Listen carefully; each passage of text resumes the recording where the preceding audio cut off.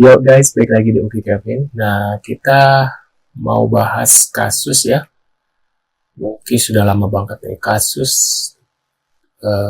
apapun isu beredar katanya. Tetap fokus peristiwa pembantaian kilometer 50 guys. Nah, seperti apa yuk kita bareng-bareng. Kapolri jangan jadi pengecut, bongkar kasus pembantaian kilometer 50 guys. Yuk kita lihat beritanya guys. DPR RI, kalau ada novum baru, kami akan buka kembali kasus KM 50. Nah sekarang novum barunya sangat banyak Pak. Salah satunya adalah tolong dicarikan di mana CCTV KM 50. Karena yang menyitanya adalah orang Bapak. Yang menyitanya adalah petugas. Yang menyitanya adalah polisi. Udah gitu di dalam sidang Sambo, jaksa menyebutkan bahwa orang yang menyita CCTV kasus Sambo adalah orang yang sama yang menyita CCTV di KM 50. Kami minta kepada Bapak Kapolri, pernyataan keterangan dari jaksa penuntut umum Sambo itu dijadikan sebagai masukan, sebagai modal. Digali terus, periksa itu semua geng KM 50. Cari itu CCTV-nya ada di mana. Karena CCTV tersebut akan mengungkap bahwa Laskar masih hidup di KM 50. Akan mengungkap bahwa mobil polisi yang hadir di KM 50 tidak ada satupun yang rusak ataupun tergores. Nggak ada. CCTV itu kunci. Tolong dicari Pak, tolong dicari. Selidiki Pak, CCTV itu di mana? Agar kami ini tidak sukudon kepada semua polisi. Karena masih banyak polisi yang baik Pak. Masih banyak jenderal yang baik Pak. Jangan sampai kami curiga kepada semua polisi. Cari itu CCTV KM 50, buka di depan publik, depan masyarakat, di sana akan kelihatan siapa itu isi daripada mobil Land Cruiser hitam. Siapa itu komandan yang memberikan arahan. Dan itu menjadi bukti bahwa 66 Laskar masih hidup. Dan CCTV itu nggak sampai di situ. Saat Laskar keluar dari pintu tol Kerawang Timur, itu terekam CCTV. Saat Laskar ditembaki depan hotel Novotel, saudara, itu juga ada CCTV di hotel tersebut. Itu juga tolong CCTV-nya diamankan. Dan sepanjang tol, semua ada CCTV-nya. Dan di CCTV itu terlihat siapa saja petugas saudara yang hadir di KM 50. Polisi itu petugas penegak hukum. Sistemnya hilang ya guys ya. Yang diketahui melanggar hukum, polisi siap untuk menangkapnya. Itu baru polisi. Maling sampai pembunuh juga takut sama polisi. Polisi yang melanggar hukum juga takut sama polisinya polisi. Sambo. Nah, kalau polisinya polisi, di Sambo itu justru melakukan pelanggaran berat. Dari merencanakan pembunuhan, melakukan eksekusi, membersihkan TKP dan barang bukti, membuat skenario palsu, rekayasa kasus. Terus kami harus percaya siapa lagi? Jangan-jangan kasus-kasus yang dulu yang pernah ditangani juga merupakan rekayasa. Sepertinya perlu diusut tuntas deh. Apa aja ya? Ada kasus KM 50. Nah, itu miris deh. Ada 6 orang mati, gak ada yang dihukum. Modusnya sama, CCTV rusak, barang bukti gak tahu. Bangunannya juga udah hilang. Aneh juga. Mungkin sudah saatnya Kepolisian Republik Indonesia membersihkan hal-hal kotor yang selama ini jadi benalu. Kejadian ini terjadi 4 tahun yang lalu. Menurut saya, yang bekas tentara, kasus ini kalau pemerintah punya niat untuk membongkarnya, bukan pekerjaan sulit. Mungkin kalau saya presiden, nggak sampai 1 minggu kebongkar ke akar-akarnya. Dia waktu itu menjadi pimpinan komandan tempur di Timur Timur. Begitu dia ke Australia, padahal dia sudah pensiun jadi tentara tuh.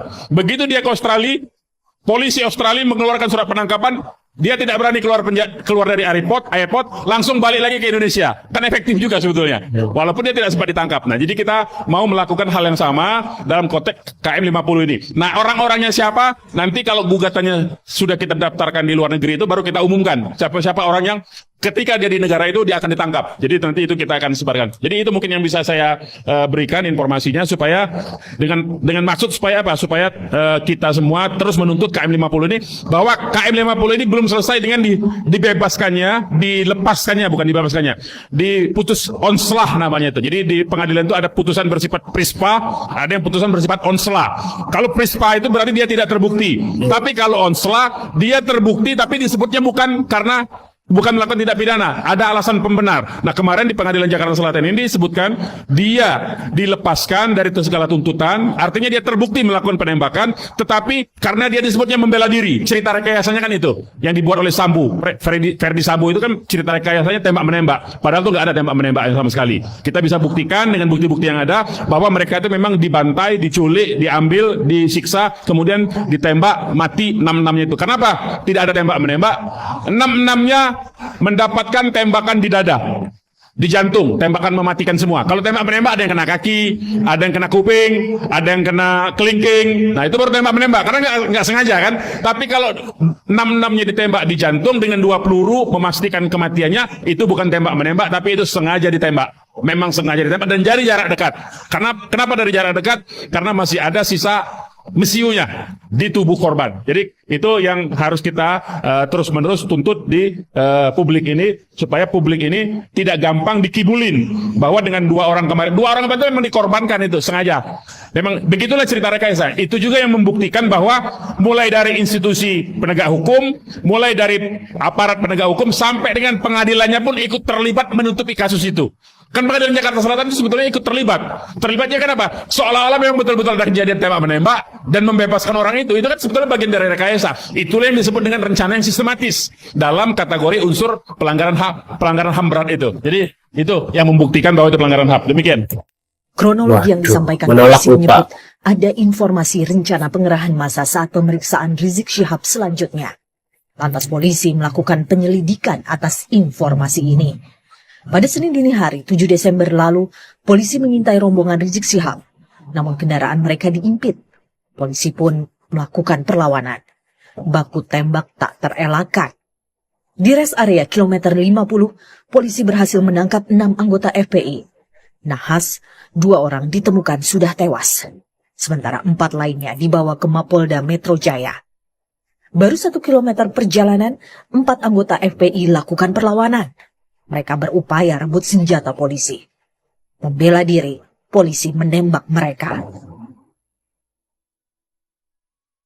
Dan ketika anggota Polda Metro Jaya mengikuti kendaraan yang diduga adalah pengikut MRS, kendaraan petugas dipepet.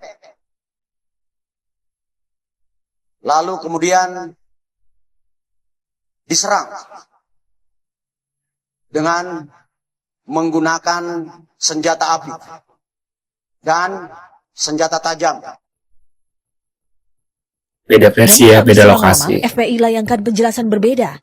Menurut FPI, kala itu rombongan Habib Rizik hendak bertolak dari Sentul Bogor menuju Karawang, Jawa Barat.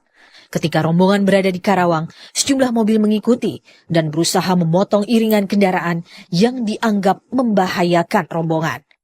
2 mobil laskar khusus bereaksi untuk melindungi. Namun 1 mobil pengawal rombongan berisi 6 laskar khusus FPI dikepung dan diserang di sekitar Karawang Barat. Tak lama berselang, ke-6 orang itu dinyatakan hilang kontak. Hingga akhirnya polisi memberi pernyataan 6 anggota FPI tewas tertembak. Waduh, menurut pendapat kalian gimana nih ya? Sepertinya ngeri-ngeri sedap ya, emang bukan sepertinya, emang ngeri-ngeri sedap ya, apalagi kalau berurusan dengan ya anggota-anggota berseragam sokal seperti itu ya guys ya. Berasa mereka adalah penguasa bumi ini dengan ya seperti itu guys, agak-agak rumit ya. Kalau berurusan ini apalagi ini Sambo ya, orang yang paling ditakuti ya. Waduh, menurut pendapat kalian gimana nih kasusnya kilometer 50? Untuk videonya aku sekian dulu ya. Mungkin kalau kalian pengen bahas lagi kasusnya kilometer 50 bisa tulis di kolom komentar. Kita bahas lagi, bedah lagi, dan kalau kalian mau tulis kolom komentar ya guys ya.